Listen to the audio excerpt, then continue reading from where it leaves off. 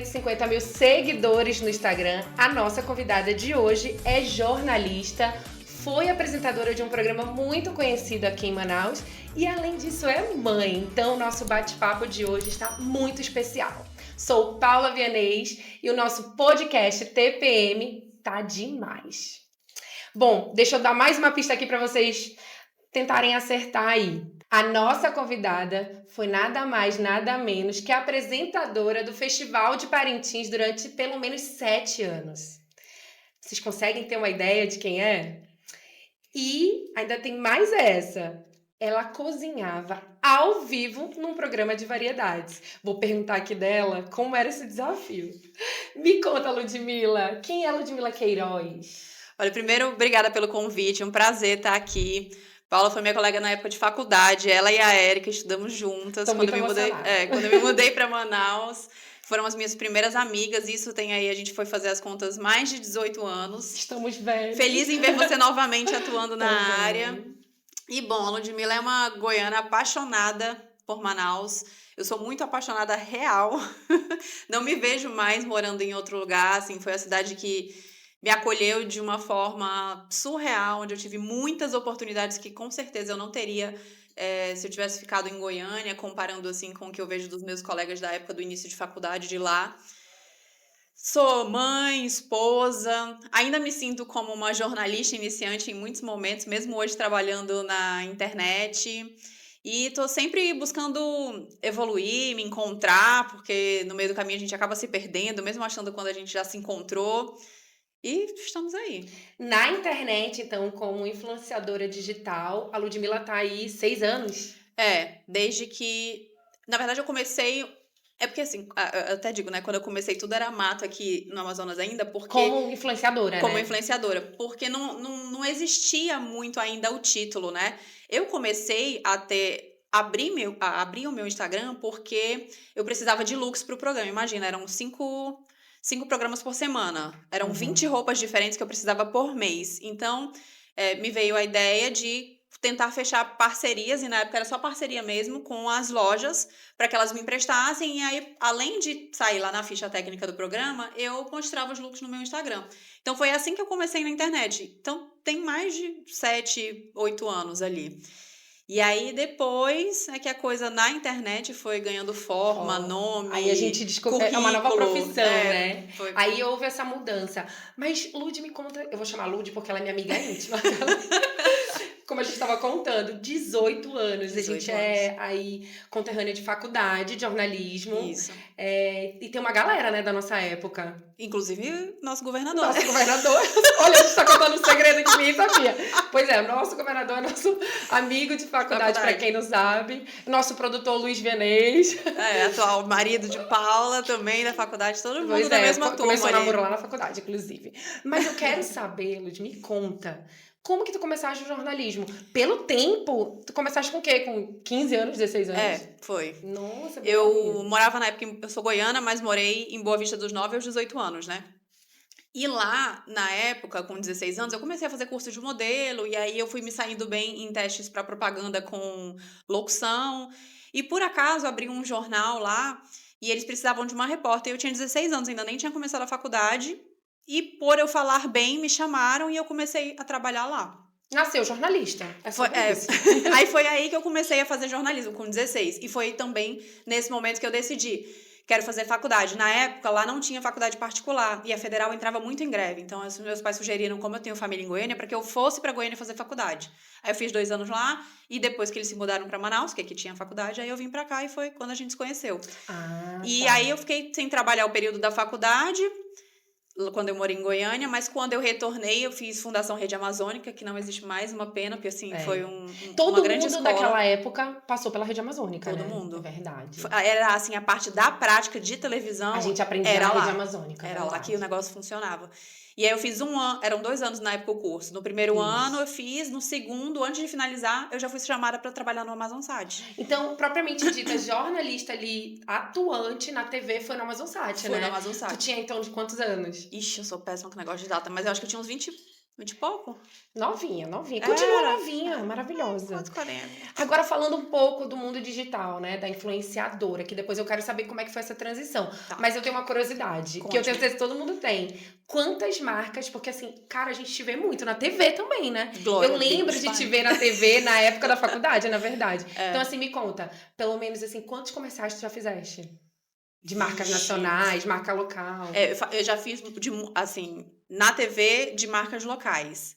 Nacionais são muitas no Instagram. E, assim, eu sou muito grata a todas as marcas locais que me deram a oportunidade de começar. E, graças a Deus, eu tenho um vínculo longo com Com os muitas contratos, delas. né? E elas que possibilitam que essas marcas nacionais nos enxerguem, né? Uhum. Então, assim, já fiz, acho que, sei lá, uns 50. Porque são marcas de segmentos muito diferentes. E aí são oportunidades que aparecem, assim, que você fica, meu Deus!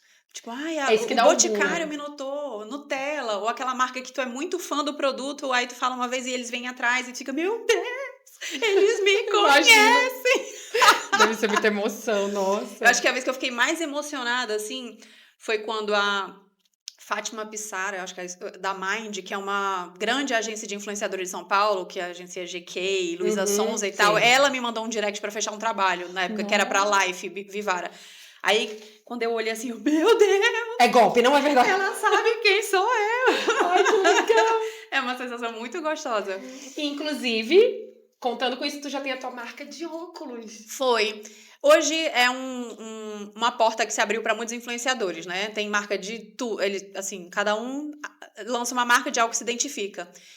O meu marido é oftalmologista e aí ele tinha contatos com fábricas de óculos, né? Que colocam sua marca. Por acaso a fábrica era em Goiânia. Uhum. E aí a gente estava numa viagem lá, fomos conhecer. E aí lancei a marca. Foi assim, é um caminho, uma experiência completamente nova para mim, porque eu até quero ser empreendedora, mas Que não é fácil, né? mas eu ainda não sei muito bem como Como lidar. administrar, né? A gente começou vendendo só online. Hoje em dia os óculos estão em algumas óticas. Ah, isso que eu ia te perguntar. Não é só online, então tem física. Hoje, na verdade, é mais física. Porque eu senti que a necessidade era grande de que as pessoas queriam experimentar, ver como ficava no seu tipo de rosto e tudo. E aí, como a gente tinha esse acesso com algumas óticas... E tu hoje és a eles estão modelo, né? A gente, inclusive, tá estudando aí uma nova coleção, porque a primeira coleção, muitos modelos já esgotaram.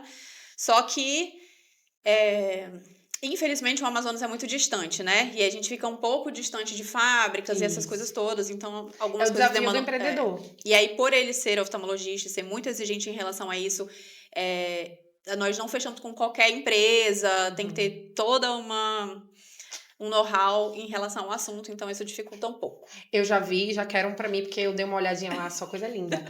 Aí a gente voltando ali pro jornalismo, eu preciso entender como é que foi esse desafio. Eu acho que todo mundo tem essa curiosidade do jornalista em si, principalmente da mulher, né? Porque aqui a gente gosta de falar muito de mulher.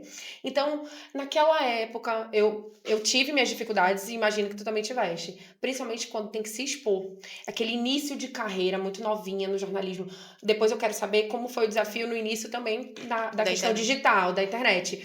Então, acho que as duas coisas foram juntas, pelo visto, né? Um pouco.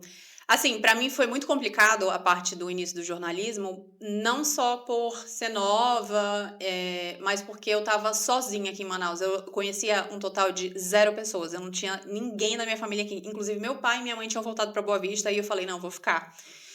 Então, assim, era muito complicado eu ir para as externas, entrevistar pessoas. Eu não conhecia, não sabia quem era. Quando falava de festival, eu sabia nada, não sabia, sabe? Eu tava completamente um peixe fora d'água.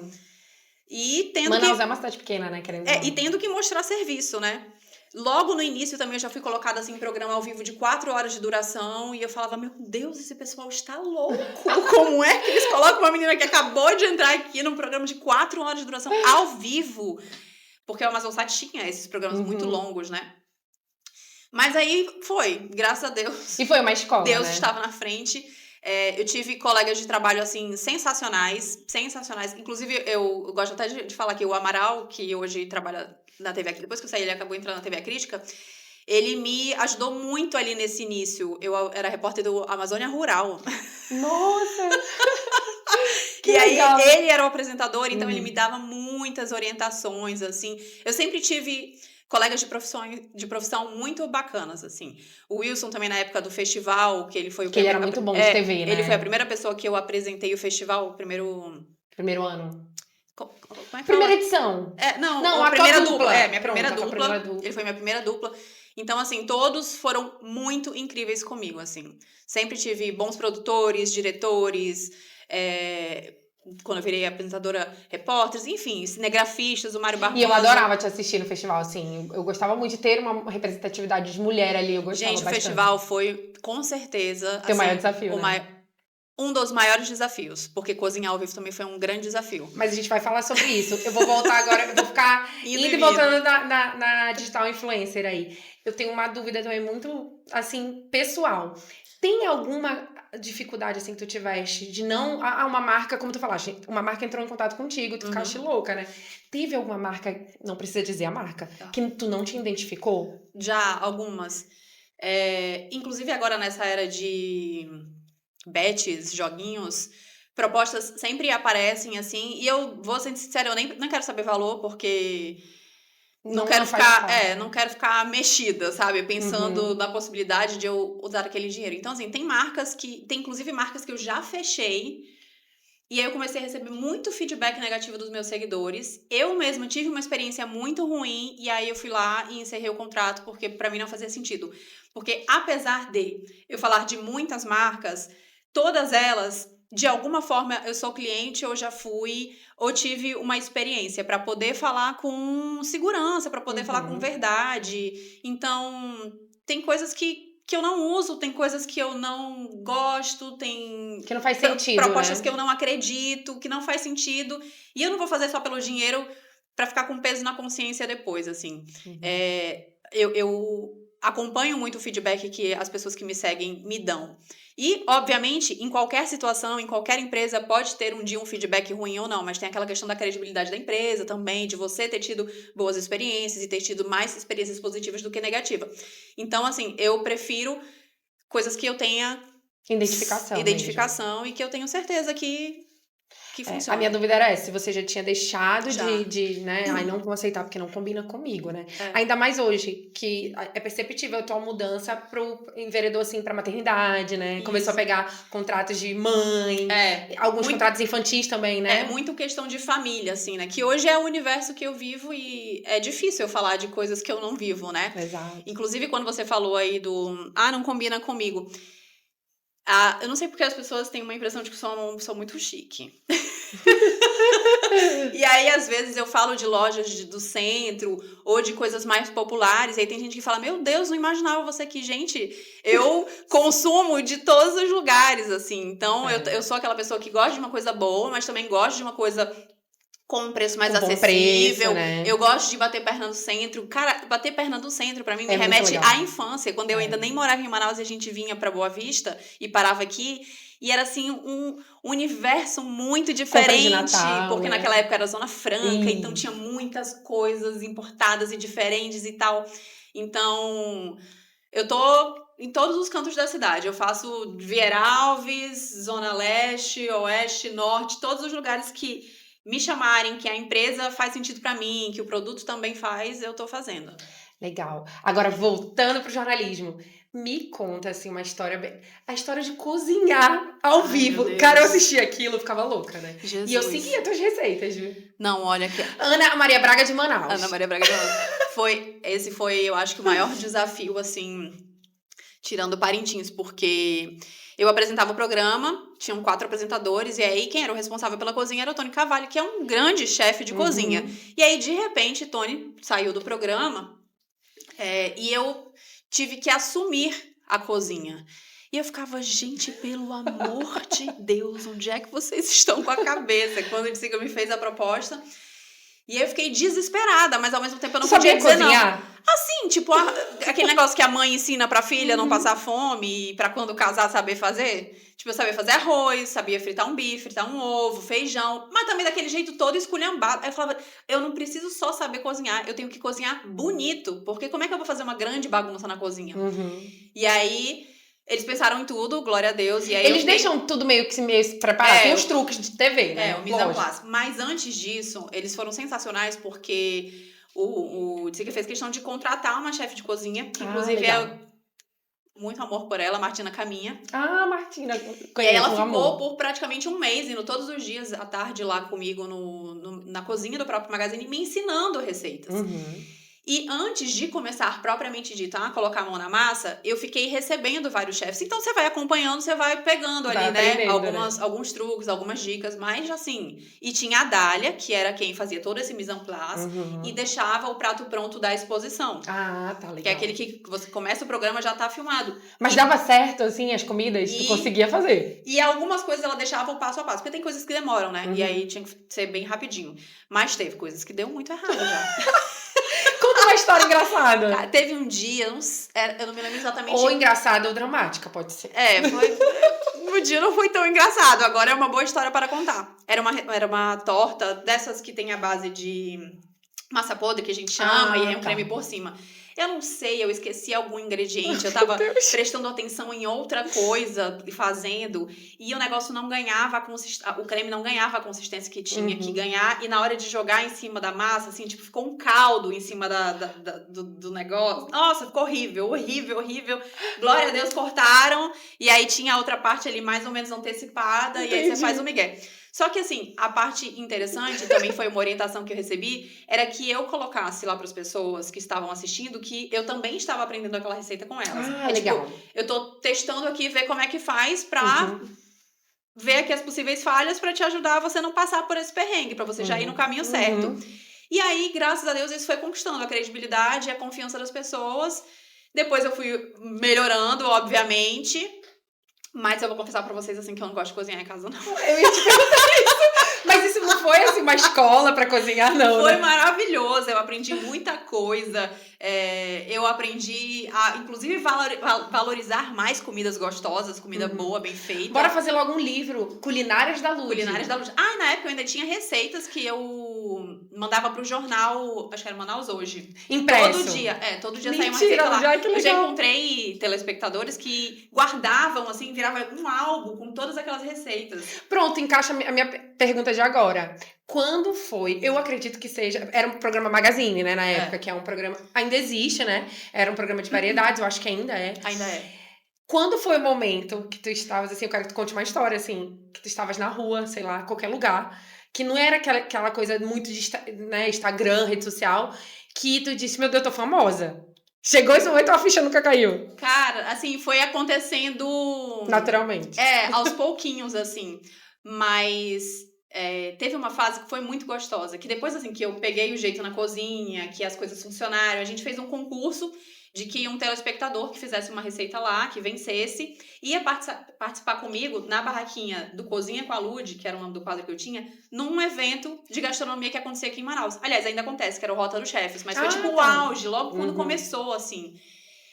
E aí, quando a gente foi pra esse evento, tipo, apresentava o programa, aí acabava o programa da sexta-feira, da quinta? Da quinta. Acabava o programa, a gente entrava em produção e eu ficava junto lá, produzindo também aquilo que a gente ia vender. E no fim de semana, a gente tinha a nossa barraca lá e ficava durante todo o evento. Nesses eventos, que as pessoas iam lá pra tirar foto comigo e que, tipo, lotava nossa barraca, stand, aí eu falei, caraca, as pessoas gostam de mim. E é muita criança... Muitas senhoras que se identificavam por conta dessa coisa da cozinha. E o nosso stand, tipo assim, a gente era a grande sensação do evento nos primeiros anos, porque as pessoas queriam tirar foto, queriam experimentar, queriam ver, será que a Ludmilla cozinha mesmo? Deixa eu ver se esse negócio que ela tá fazendo se é bom mesmo. E aí tinha o participante vencedor do concurso que tava junto com a gente. Então, essa experiência foi, assim, incrível. Eu acho que a gente participou de umas 4 ou 5 edições, assim. Era bem cansativo. Muito cansativo. Mas era incrível. Eu sabe, no final do evento, eu tava com isso aqui, ó. Cansada, né? Mas tipo assim, eu tô famosa, né? Em êxtase, tipo, então tu acha que foi nesse dia que tua ficha caiu? Foi. Nossa. E ainda é muito engraçado, quando eu passo e as pessoas ficam, tipo... já teve uma vez no supermercado que 2 moças passaram assim, eu tava toda esculhambada, né? Acontece, né? E aí elas falaram assim, é a Ludmilla? Aí a outra, não é a Ludmilla, não. Aí... A outra, não é a Ludmilla. Como se eu não estivesse ouvindo, né? Aí a outra, não é a Ludmilla, não. Aí eu falei, gente, se ela tá achando que não sou eu, deve estar muito esculhambada, eu vou fingir que não sou eu mesmo. E olha, pra quem conhece a Ludmilla, ela é muito tímida, né? Muito, tá aí, Paula, pode provar Pois isso. é, como eu te conheço há muito tempo, eu sei que tu és muito tímida. Então, assim, na vida real, vamos dizer assim, porque acaba que o Instagram as pessoas acabam tendo uma invasão da privacidade, né? E te vem, acha que... Mas a Ludmilla, na vida real, é muito tímida. Muito tímida. Inclusive, as pessoas que me conhecem há muito tempo nem entendem como eu fui trabalhar na TV. Nem eu, às vezes. Eu Mas acho é que assim mesmo. é uma persona que incorpora. É isso porque... mesmo. Mas assim, o jornalismo foi incrível pra isso também na minha vida. De vencer a minha timidez. Porque era um desafio diário. É igual a história de fazer teatro. Porque num programa ao vivo, quando você tá ali com câmeras, ok, beleza. Mas tinha muitas situações em que existia essa interação com pessoas que eu não conhecia, ou que as pessoas chegavam, apresentar eventos, convenções e tudo. Até hoje, pra mim, né? é muito difícil. É uma coisa que eu aceito, porque eu sei que eu preciso fazer, também gosto do dinheiro. Uhum. Mas eu fico o tempo todo, pra que eu aceitei? Até hoje. Pra que eu aceitei? Não, Ai, meu Deus. Não, depois de 13 anos, depois de 14 anos aí. Porque o início dá um nervosismo, assim, como diz meu marido, é uma tensão que estraga o dia. Um nervosismo de que, meu Deus, vai estar todo mundo me olhando. Pra quem é tímido sabe como é isso, né? Tipo uma crise de ansiedade, mas quase, aí passa né? ali os 5 primeiros minutos, aí eu fico, ainda bem que eu vim, foi muito legal. Vamos voltar pro Festival de Parintins, porque pra mim é muito interessante, ainda mais que ele tá super em alta aí, né? Verdade. Então foi desafiador. Demais. 16 anos de carreira. Nesse total aí, 6 foram pra apresentar o programa. 6 o festival. apresentando, foi. O primeiro ano que eu fui durante 7 anos trabalhando, só que o primeiro ano a TV A Crítica ainda não transmitia. Eu não me lembro, eu acho que era a Band na época. Uhum. E aí eu fui pra fazer matéria e eu acho que eu passei umas 2 semanas lá. Justamente porque já existia a possibilidade de o festival ir pra TV. E eu não era daqui. Então me mandaram pra lá, tipo, vai lá, conhece, vive, pra te poder estudar e poder falar com mais propriedade. E foi exatamente o que aconteceu. Daí, no ano seguinte, quando anunciou que ia ser realmente da TV e que eu ia ser apresentadora, eu comecei a estudar mesmo. Pegar vários livros ali que contavam uma história. Na época não tinha tanto... Não sei, a gente não buscava tanto ainda no YouTube, assim, as coisas. A era digital ainda não tinha explodido, né? Não era tão... Não tinha tanta coisa quanto tem hoje. Uhum. E aí, estudei muito. Eu acho que a primeira vez eu passei uns 20 dias em Parintins, porque... Aí tu foste como repórter, no caso? No segundo ano já fui como apresentadora, mas eu fui mandada muito antes. Uhum, pra ficar ali na ilha. Vai lá no é um laboratório, né? Vai no Garantido, acompanha os ensaios, vai lá nos currais, entende, convive, conhece as pessoas, os nomes. Pra mim, a maior dificuldade eram os nomes, não de itens, mas de diferenças entre marujada, batucada, taranã, cada um. O Festival de Parintins é um evento muito complexo de se apresentar. Eu imagino. Primeiro, pelas suas peculiaridades, nomes específicos e pela paixão que envolve. Eu já cometi erros e as emissoras que vêm de fora, eu entendo que cometam muitos erros porque é muito difícil. Eu já troquei, apresentando o Caprichoso, eu falei que era um item do Garantido. Isso me arrasou de uma forma, porque eu sei o quanto as pessoas daqui ficam chateadas com isso. Eu acho que já tinha uns 4 anos que eu apresentava. E é só pela falta de atenção no momento. Porque imagina, você passa 2h30 falando de um garantido. 30 minutos, muda tudo. Agora é caprichoso. Então, um ato falho, mano, já era, te chamou. E o povo leva bem Flamengo e Vasco. Pira muito. Bem complicado. Nesse dia que eu errei, era no final da transmissão, eu me lembro exatamente. Era do Caprichoso e eu falei que era garantido.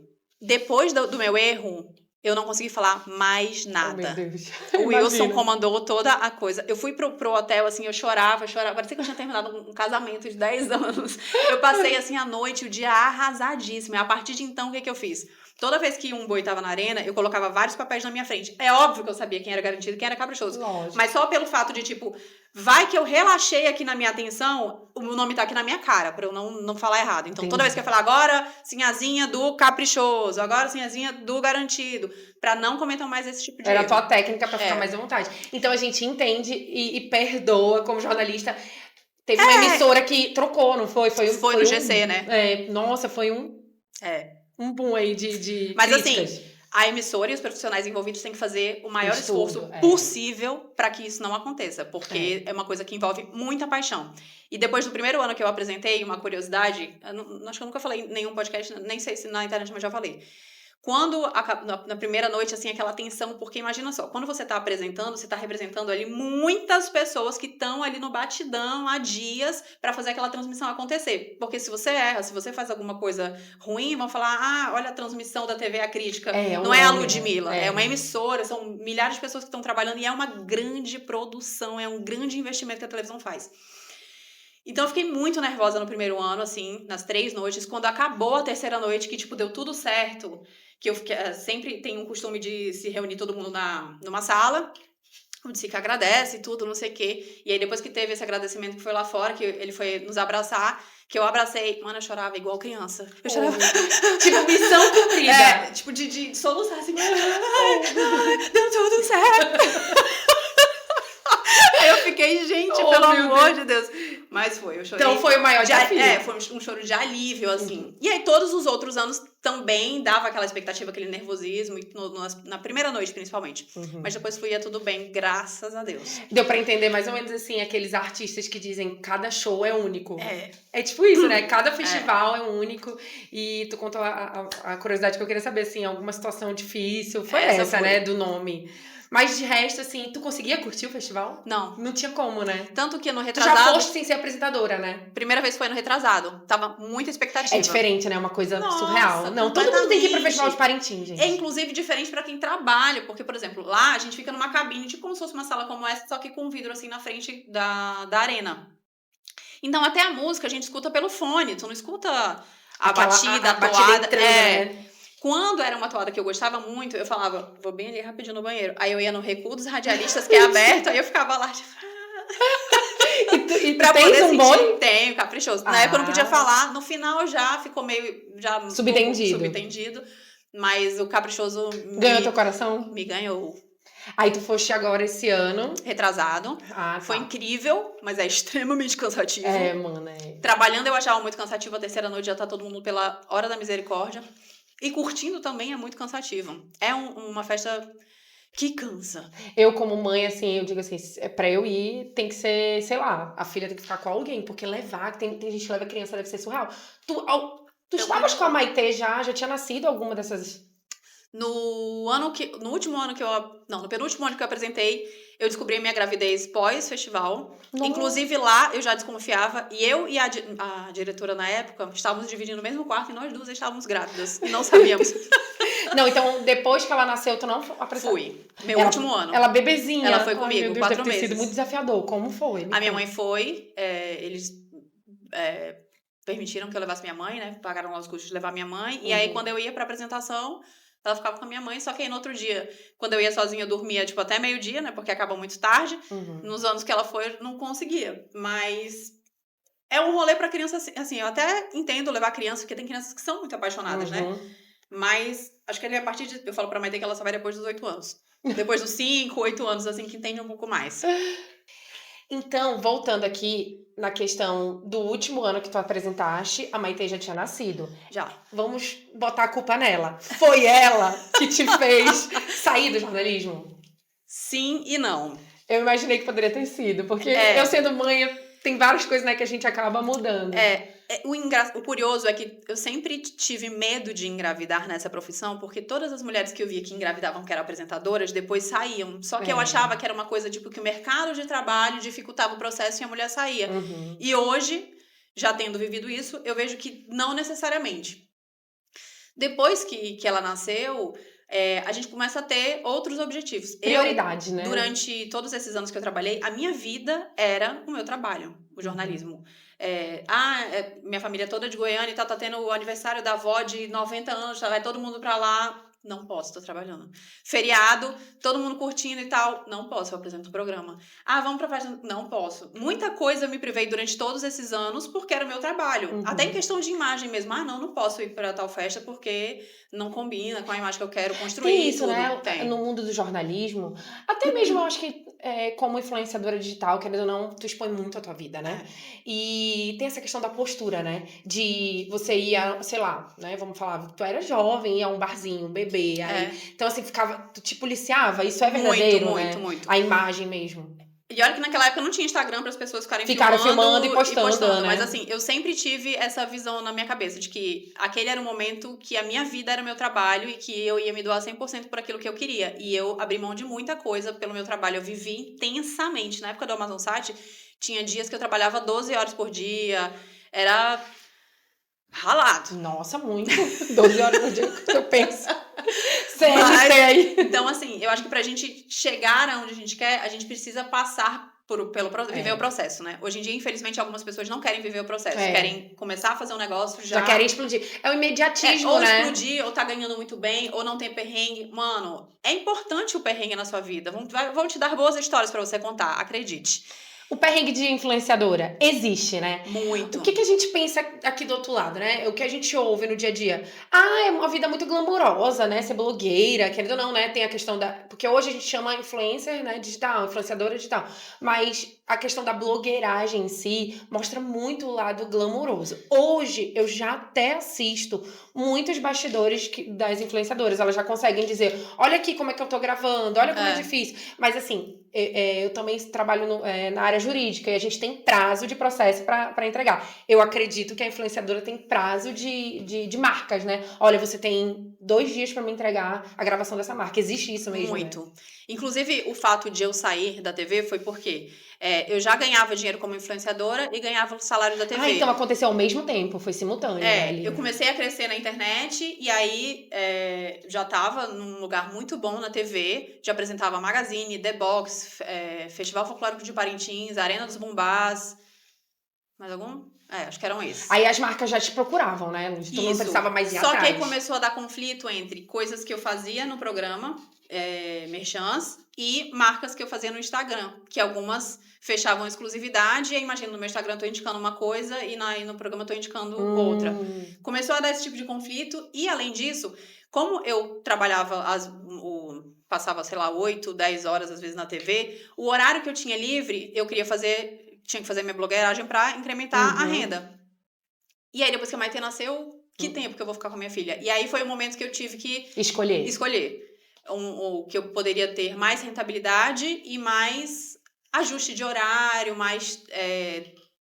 Tem pessoas que acham assim, porque agora ela vai trabalhar menos, porque agora ela vai depender do marido, ó. Muito pelo contrário, eu trabalho mais e não dependo do marido, glória a Deus. Não que isso fosse um problema, mas assim, eu nunca quis... Eu desde muito cedo trabalho, então assim, eu nunca quis parar de trabalhar. Tu és uma mulher muito forte, a gente percebe, assim, conversando, tu tem muita personalidade. Então, assim, eu não julgo, jamais julgarei as mulheres que decidem viver a maternidade plenamente, mas esse nunca foi um sonho meu, assim. Largar tudo pra ser mãe, né, que a gente fala, mas a gente não deixa de ser mãe nunca. Eu nunca quis, assim, eu gosto muito de fazer as minhas coisas, de me sentir produtiva. Mas tu consegue conciliar as duas coisas, né? A maternidade... Pois trabalhar em casa te dá esse conforto? Ou tu não trabalha muito em casa? Trabalho. E aí, o perrengue do influenciador é esse. É porque você... Na TV, por exemplo, quando eu ia apresentar o programa, tinha o diretor, tinha o cinegrafista, tinha o editor, tinha o produtor, tinha o repórter, tinha toda uma equipe para fazer um produto. Quando você é influenciador, e hoje cada vez mais, porque as marcas exigem um trabalho de qualidade, você meio que faz tudo. Você tem que pensar no roteiro, você às vezes filma sozinho, você às vezes edita sozinho, você tem que responder comentário, você tem que gerar nota, você tem que responder cliente, tem que mandar métrica, tem muita coisa pra fazer. Fora isso, a vida pessoal. E você tem que mostrar a sua vida pessoal, o que pra quem é tímida é um grande problema, que você fica sempre naquele mostra ou não mostra. O público gosta, né, dessa identificação da realidade. Ela não é só isso. Ela também ela passa perrengue, ela, né, cozinha, ela tem a filha chorando. E como as pessoas acompanharam a gravidez, né? Todo mundo cobra, né? Todo mundo, viu a Maitê desde sempre e, assim, quer continuar acompanhando. A questão do Instagram, por exemplo, agora, recente eu abri. Então, eu senti o povo, assim, no privado fica cobrando, assim, começou a gente diferente me seguir, né? Que não eram só os meus amigos conhecidos. E o povo cobra a presença da Maria Flor o tempo todo. Eu me sinto super desconfortável, né? A gente fica... Mas, como tu falaste, poxa, acompanharam a gravidez. Com certeza querem saber da personalidade dela. Não, e eu super entendo, porque tem filhos de influenciadores que parecem que são sobrinhos ou filhos das minhas amigas, que a gente acompanha tudo, né? Isso. Só que, ao mesmo tempo, dá medo, porque, infelizmente, a gente vive num mundo louco. E aí, a gente tá sempre nessa questão, mostro, não mostro, até onde eu mostro, até onde eu falo, até onde eu não falo. Esses são Ela alguns já faz perrengues. trabalho, assim, contigo? Participa de alguns comigo. E aí é contratada vocês duas, né? Isso. A imagem dela é associada aos trabalhos da maternidade porque ela é maravilhosa, né? Ela é tua cara, oh meu Deus, é muito linda. E ela já vê assim, né? Tipo, quando eu tô com o celular na mão, mamãe tá trabalhando? Mamãe tá resolvendo algum BO? Porque às vezes ela vem falar alguma coisa, peraí que eu tô resolvendo um BO aqui. E elas querem muita atenção, né? Então tem que se dividir. Tá. Aí a dificuldade do trabalho é esse. Porque tu tá em casa, tua filha tá te vendo ali, mas ela tem que entender que agora é um momento de trabalho, porque eu tô com o celular na mão, mas eu tô editando alguma coisa, eu tô fazendo, ou agora, peraí rapidinho, porque a mamãe vai gravar um negócio aqui. A minha frase pra ela é, peraí rapidinho que eu vou gravar um negócio aqui. Então, vira esse bololô. E ao mesmo tempo, porque, por exemplo, quando você tem um trabalho, você saiu do trabalho, ok, amanhã eu resolvo o que eu tiver pra resolver e vou pra casa. Quando é na internet, é muito difícil você fazer essa separação, porque você tem que mostrar a sua casa. Aí, agora que eu vou ter um tempo livre, cansei de editar vídeo de 12:00 a 2:00. Então, assim, vira essa confusão. Você tá de férias, aí você não vai mostrar. Se você não aparecer todo dia no Stories, cai teu engajamento. Mano. Então, a gente pessoa fica pode doidinha. dizer o seguinte, para quem tá começando aí na internet. Vocês trabalham 24 horas. 24 horas. É toda hora sendo influenciadora. Que nem tu falaste no início, eu não deixei de ser jornalista. Querendo ou não, em algum momento ali no teu Instagram, tu atua às vezes, né? Dando uma notícia, dando a tua opinião. Muitas vezes construindo um publi ou indo num cliente. Tu incorpora jornalista de novo, né? De certa forma eu tô construindo uma matéria, né? É. Que eu preciso responder ali o porquê, o que, como, quando, Que onde. te ajudou, né? Muito. Muito. A carreira de jornalista te ajudou. Qual é a dica que tu daria, assim, principalmente pra esse teu nicho que a gente fala da maternidade? Qual dica tu daria pras mães que estão começando, que querem entrar nesse mercado digital, né? De ser blogueira, de colocar... Qual é a dica que tu sentiste? Porque eu acho que foi tão natural pra ti que talvez, né, tu não consigas nem mensurar. Mas qual dica tu daria pra quem tá começando? Eu acho que hoje a questão de números de seguidores não faz diferença, não né? faz mais a diferença. A grande questão é você construir a comunidade. Como é que eu construo uma comunidade? É criando identificação, é mostrando a tua realidade. Porque com certeza tem pessoas que vão se identificar. Ou ainda que não se identifiquem, que levem uma vida diferente da sua, gostam de saber, gostam de ver. Tem curiosidade. Eu sigo pessoas que são solteiras, que estão baladeira, eu sigo pessoas que moram em outro estado, eu sigo pessoas que são de outro nicho, porque às vezes eu quero saber também de algumas coisas, ou eu gosto da personalidade da pessoa. Tipo, ela não tem nada a ver com o meu estilo de vida, mas eu gosto do jeito que ela fala, eu gosto das brincadeiras, eu gosto das pessoas que estão com ela. Então, assim, é ser o mais você possível, porque isso vai gerar identificação. As pessoas, essa questão da credibilidade é muito importante.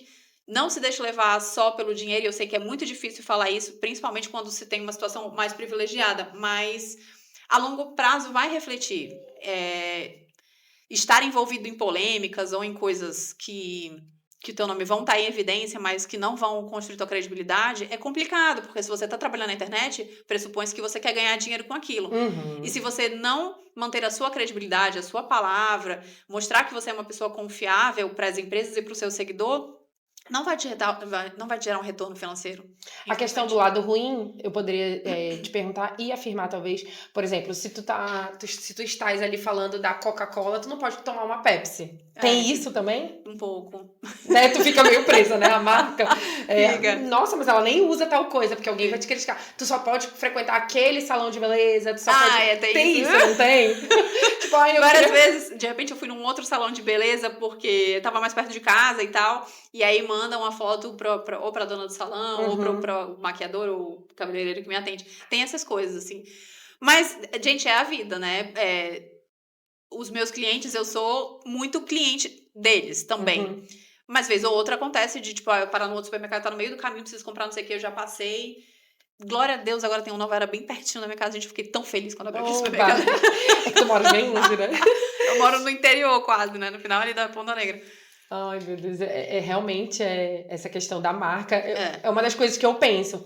Eu vou falar uma situação pessoal minha, que aí eu quero tirar essa dúvida. Agora que eu voltei aí pro jornalismo de uma outra forma, um dia me perguntaram quem eram as minhas inspirações.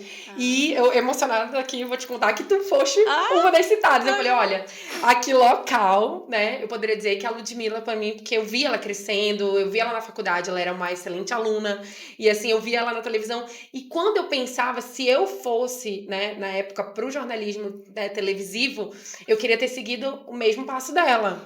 Mas na época não aconteceu pra mim. E hoje, pra mim, tu é uma grande inspiração e continua sendo. Cara, eu fico muito, assim, sério, parece clichê, mas eu fico muito, muito, muito feliz quando eu escuto essas coisas, porque quando a gente tá vivendo a nossa vida e a gente tem os perrengues e a gente tem os momentos muito bons que a gente, agora eu tô no auge e tal, a gente tem os momentos que, tipo, cara, eu tô estagnada, e aí, o que que eu tô fazendo, pra onde eu vou, quem que eu sou, o que que eu quero, Uhum. como que eu me vejo daqui 5 anos. E aí você vai meio que se perdendo no meio do caminho, né? Achando que não tá fazendo nada de bom. E aí quando você escuta essas coisas, você fica, caramba. Não, as meninas todas aqui, Quando eu estagiárias, quando paro eu pra falei. pensar, assim, sem falsa modéstia, mas eu sinto muito orgulho mesmo da minha história, porque por ter começado num lugar onde eu não conhecia ninguém. Não Tu pode. não tinhas uma referência local? Ou... era isso que eu ia te perguntar, depois que eu falasse da minha questão de, né, ser tua fã. Tinha alguém na época, né, que tu iniciaste ali, tanto na questão de influenciadora e jornalista, tinha alguma referência pra ti? Aqui Ou era tudo tinha. um mato mesmo, assim, Não, nesse aqui sentido? tinha a Adlines, que era a apresentadora do magazine. Verdade, ela era maravilhosa mesmo, a Adeline, é uma grande referência. Eu acredito muito, eu tenho muita fé, e eu acredito muito também no poder do pensamento, da energia, daquilo, Sim. da visualização. E quando eu cheguei em Manaus, poucos dias, tinha uma semana, eu assisti um programa de tava resolvendo alguma coisa com minha mãe, e aí tava no Magazine, e eu vi a Adlines apresentando o programa, e eu falei, caraca, que Quero ser programa igual ela. legal, quero trabalhar aí. Olha! E aí, tempos depois, sei lá, 5 anos, virei repórter do Magazine com a Adlines Tu apresentando. começaste como repórter lá no Magazine. Na época que ela apresentava. Depois apresentei junto com a Adlines, que também, esqueci de falar, mas ela foi uma grande professora, eu admiro demais. Ela é maravilhosa, Demais, verdade. demais. E aí depois ela seguiu outros caminhos, e aí fiquei, né, ali segurando o bastão que foi deixado por ela. Então, ela era uma grande referência pra mim, sim. E ela começou também como jornalista de bancada, foi Verdade. repórter e tal. Construiu ali a história dela. E eu acho que ela apresentou o Magazine uns 9 anos. Ela apresentou bastante tempo. Então, ela era a minha referência, assim. Então tu és a nossa referência hoje em dia, olha só que legal. Tô feliz. Então eu quero, tu já deste aí a dica pra galerinha que tá começando na internet. E pra quem tá começando no jornalismo? Lembra daquela Ludmilla novinha no início? Qual é a dica que tu dá pras meninas? As nossas estagiárias aqui ficaram eufóricas. Eu disse, olha, Ludmilla Queiroz vem hoje. Elas, ai, todas emocionadas. Me conta. Eu acho que, assim, o conselho que eu posso dar é esse, de suporte o processo. Muitas vezes ali naquele processo da relação de... Porque tu chegou a ser jornalista de externa? De produção de... Não cheguei. Eu fiz, na verdade, trabalho na época da Rede Amazônica, né? Que a gente fazia o curso, que durava 2 anos e pouquinho. A gente tinha que fazer, né? Algumas coisas externas. E o negócio era pesado. Nossa, era muito... Aqui em Manaus... E aquelas câmeras eram enormes. Hoje em dia a gente faz no celular, né? Tá tão moderno. Mas era assim, bem pesado o negócio. Carregava cabo. Ser repórter de externa passa por muitos perrengues. Muito. E a pessoa acha ali que é o maior glamour, né? Não, é muito pesado, assim. Tem muitas situações difíceis, principalmente para mulheres também, né? Então, eu sei que é difícil, eu sei que dá vontade de desistir, eu sei que dá vontade de chegar logo na parte boa, mas suporte o processo, ele é muito importante para a construção de várias coisas na sua vida, não só profissional, mas pessoal mesmo, assim, sabe? Formação de caráter, de personalidade. Então, eu acho que esse é o maior conselho. Independente do que você for começar, se seja na internet ou seja na TV. Vá aos pouquinhos. Eu sei que dá vontade de chegar logo lá na parte boa. Essa geração é imediatista, né? É complicado. Eu muitas vezes quis desistir, ou tipo, eu quero logo só Tu passaste apresentar. por uma situação na TV, né? Não precisa dizer onde, por exemplo, que tu... eu sou mulher e tal, e passei... A gente gosta muito de falar aqui no TPM sobre isso. Como a gente é muito mais sensível à diferença ali do homem que vai para uma externa, porque eu lembro quando eu fiz o curso, né? E era só homem. Praticamente eram poucas mulheres, poucas meninas. E a gente ia pra externa com um rapaz, que era o câmera. Aí a gente ia com o produtor, com o motorista. Teve alguma situação que, assim, que eu quero desistir, tenho vontade de chorar por ser mulher? Tive, mas foi em situações de externa, assim. Fazer reportagem em delegacia. Pesado, né? Em coletivas, que aí são... Agora não, as coletivas, os microfones ficam lá bonitinhos, mas era metendo o braço ali, e obviamente homens têm mais força, tem mais tudo aqui para ocupar espaço. Então teve essas situações, assim, que foram mais complicadas. Mas a minha sorte era que os cinegrafistas eram sempre muito parceiros, e a maioria deles, que são muito experientes, quando tem uma repórter mulher, eles meio que tomam um papel de pai mesmo, de proteger ali. Tipo, ei, aqui não vai mexer com ela não, tô cuidando dela aqui. Então, ter uma boa relação, se você for ser repórter, ter uma boa relação com o seu cinegrafista é fundamental. Pra ele pegar o melhor ângulo, né? E pra ele cuidar, né? Te proteger, assim, porque tem muita gente abusada. Muita. Tem muito entrevistado abusadinhos. Então, tu foste navegando ali por outras áreas do jornalismo. Fizeste cobertura, porque a gente tem uma referência, Ludmilla Variedade, Ludmilla realmente nessa parte do jornalismo mais leve, entre aspas. Não, mas no começo tu cobriste várias outras coisas. Eu fui do Amazônia Rural, depois eu fui repórter de telejornalismo na TV A Crítica também. Então, já fiz matéria em ML, já fiz matéria em delegacia, já fiz matéria em coletiva de imprensa com um político que todo mundo falava que era grosseiro com mulheres. Dá maior medo, né? Então, tu já chega lá com o teu microfone bem assim, né? Tipo, meu Deus do céu, não posso fazer uma pergunta que ele possa me engolir. Então, tem que tomar muito cuidado. Então, tem todas essas situações, assim. Eu passei por quase tudo do jornalismo. Inclusive, a gente teve experiências muito legais, agora falando da parte boa, na época de Olimpíada. Teve uma época que a TV A Crítica mandou equipes para os países que viriam participar das Olimpíadas no Brasil. Foi isso? Tu fizeste cobertura de esporte, então, ali das Olimpíadas, no geral. Aí eu fazia a parte mais de variedades. A gente ia nos países mostrar curiosidades sobre eles. Então, a gente foi pra Suíça, a gente foi pra Londres, a gente foi pra onde mais? A gente foi pra muitos lugares, assim. Uma super experiência, né? E voltando pra política, assim, que a gente tocou no nome do nosso governador, que era o nosso colega de faculdade, né? Tu não pensa em ser política? Não. Não combina contigo? Não. Hoje eu até brinquei com a Pamela, que trabalha comigo. Eu falei, olha, pisco, eu vou aparecer aí pré-candidata a vereador. Mas não. Não te atrai, né, a parte política? Não. Nossa, deve ser muito difícil mesmo. Não é aquela coisa da pessoa que vai falar, não, daqui a 5 anos vai estar lá se candidatando. Podem guardar esse vídeo. Será, Lud? Eu vou guardar. Não. Olha, gente. Nada contra quem faz. Para vereador.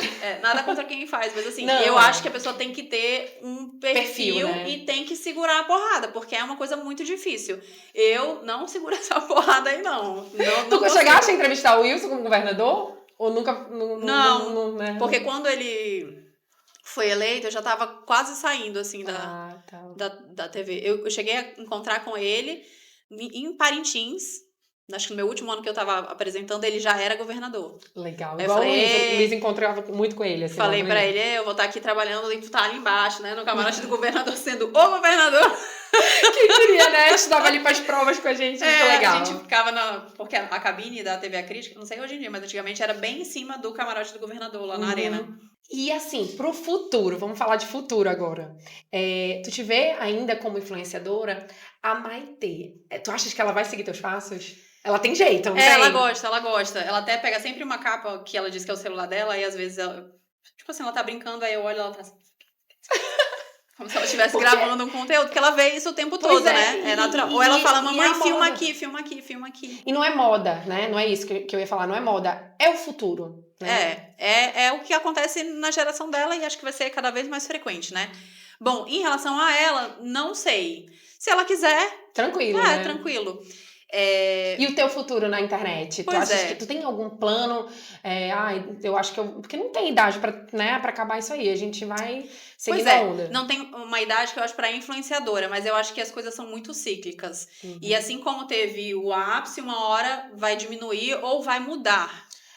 Mas tu foi, querendo ou não, esse tempo todo que tu estás na internet, já mudou muita coisa, né? Já mudou muita coisa. Tu tiveste que te adequar, não tem? O tempo todo você tem que estar reajustando a rota, né? Então, assim, eu acredito que daqui, sei lá, 5, 10 anos, eu irei reajustar a rota algumas vezes. Não é um trabalho que eu pense em parar de fazer. Jornalismo, voltar pra TV também não é uma coisa que eu descarto completamente. Já foi convidada pra voltar pro jornalismo? Já, né? mas no formato... Não era o que te agradou? Porque era pra voltar mais ou menos a trabalhar todos os dias e tal, não sei o quê. Por enquanto, tu não tem esses planos. Se alguém vier assim com uma coisa. Não, eu voltaria, agora que a Maitê tá maior e tudo, eu voltaria pra uma coisa ou de temporada, ou uma vez por semana, dependendo da proposta, do programa de temporada. Formato. Né? Dependendo de tudo isso, assim. Mas também não é uma coisa que eu descarte pra vida, sabe? Então, eu acho que eu ainda... E é muito gostoso saber, né, que tu pode reajustar a rota várias vezes, que tu não precisa fazer a mesma coisa para o resto da vida. E eu acho que a graça também tá muito nisso, né, de poder e se colocando em novas posições, em novos desafios, testando coisas novas, quem sabe empreender em algo assim. Então, vejo coisas diferentes para um futuro de 5 anos, assim. A Ludmilla criança. O que tu falaria pra Ludmilla Cara, quando tu olhasse eu assim? ia até falar um palavrão agora, ainda bem que eu parei. Olhar aquela Ludmilla pequenininha, de chuquinha, toda fofinha lá em Goiânia, né? O que tu diria pra ela? Tu tem orgulho dela? Vai fazer eu chorar. Cara, ela ia estar muito orgulhosa de onde ela chegou, porque essa Ludmilla aí sofreu muito com a timidez. Muito, muito, muito. Essa Ludmilla ainda sofre. Mas essa sofreu muito, assim. E aquele negócio que eu falei pra gente, de pensamento, da lei da atração e tudo. Desde pequena, eu lembro que minha mãe tinha uma câmera, que na época era pequenininha, assim, bem gordinha. E a minha brincadeira era colocar a câmera no meu guarda-roupa e fazer os meus programas de televisão. E aí eu ficava lá entrevistando os meus bonecos e tudo. Então, essa Ludmilla aí, ver onde ela chegou, por onde ela passou, ela estaria muito orgulhosa em saber que ela conseguiu vencer todos esses obstáculos que a timidez colocou, que a mudança de cidade colocou, que o não conhecer pessoas colocou, mas que ela, mesmo muito medrosa, se achando muito frágil, muito tímida, ela conseguiu chegar lá. Eu lembro que uma vez, depois já de adulta, falando com a minha psicóloga, né, falando, não, eu sou muito fraca, sou muito medrosa, sou muito não sei o que, ela, para olhar por tudo que tu já passou. Tu ficou sozinha numa cidade que tu não conhecia ninguém, distante dos teus pais, parará, papapá, fez isso. Tu acha mesmo que tu é fraca, que tu é medrosa? Tu teve coragem de enfrentar tudo isso? Eu fiquei, caraca, porque... E eu acho que a vida é isso, sabe? É o que eu te falei, que às vezes a gente vai vivendo no fluxo e quando a gente para ver, tem muita coisa bacana que a gente fez, muita coisa que a gente superou, muita coisa que a gente se surpreendeu com a gente mesmo ali, que a gente conseguiu de ser mais forte do que a gente imaginava, porque... Todo mundo tá todo dia vencendo ali as suas batalhas, né? E às vezes não presta atenção. É isso, não olha pra trás. Ou fica muito comparando com a parte ruim da internet, é que a gente compara muito a nossa vida o tempo todo. E as pessoas embalam muito bem suas vidas pra mostrar na internet. São embalagens muito bonitas, mas no fundo... Ficam com filtros, né? Todo mundo tá passando ali por situações muito desafiadoras. Quantas vezes você já viu um influenciador que você acha o máximo, depois que ele passou pelo processo ruim, e falar assim, cara, eu tava numa fase de depressão, eu pensei em desistir, eu pensei nisso, pá. Só que ninguém tem muita coragem de expor essa vulnerabilidade quando tá passando, né? A gente só vê depois que já superou. E é isso, assim, por mais que você veja vidas maravilhosas, feitos incríveis, todo mundo tá ali vivendo a vida real. Exatamente nesse ponto. Não dá pra dar atestado. Olha, eu estou de atestado hoje no meu trabalho de digital. Não, se tu estiver doente ou passando por uma situação muito grave, tu tem que ir lá e gravar, né? Tu tens que mostrar ali tua cara. Mas você já tava um pouco acostumada na TV, né? De que mesmo que o mundo estivesse caindo, o namoro terminou, mãe tá doente, vó faleceu. Eu já recebi a notícia da minha avó que minha avó teve um AVC ao vivo. E tive que continuar o programa. Já, como influenciadora, eu recebi a notícia do falecimento da minha avó. E no outro dia de manhã, 5 horas, eu tinha que estar gravando um trabalho. Um trabalho super animado e tal, não sei o quê. Então, nossa. E ninguém vê isso. Sempre, assim, na TV eu já me acostumei a isso, de que... E era dito, né, assim... Até na faculdade mesmo, ninguém precisa saber o que você tá passando em casa. Você tá aqui pra... prestar um serviço, tem que prestar da melhor forma possível. E, de certa forma, era até bom que você esquece um pouco, né, aquele problema naquele momento. Então, eu até me perdi. O que a gente tava falando antes? É exatamente isso. Do desafio de mesmo estar passando por uma dor muito grande. Às vezes, você tá doente, por exemplo, né? Sei lá, se queimando de febre, com uma enxaqueca. Mulher tem muito disso. Enfim, teu filho, tu passaste a madrugada toda com a mãe, né? Febre, lá. Aí tu tem que... 5 horas da manhã, tu tem que estar num local X, na loja, sei lá, do supermercado pra gravar. E... Não dá pra... Eu consigo ali, né? Dependendo do trabalho, qualquer pessoa que trabalha assim... Olha, testado, eu tô doente. Não existe isso Não existe. Na blogueiragem, não existe.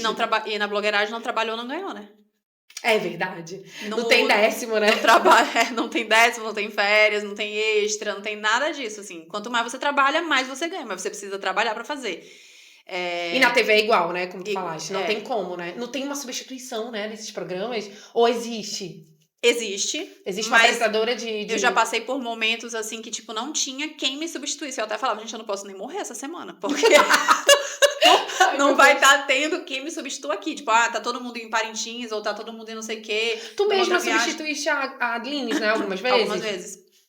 Mas aí tem períodos que, tipo, não tem uma outra pessoa pra substituir, ou você tá muito mal, mas o programa é ao vivo, você tem que fazer, ou você tá muito mal e tem aquela ação que é naquele dia, você tem que gravar, não tem como mudar.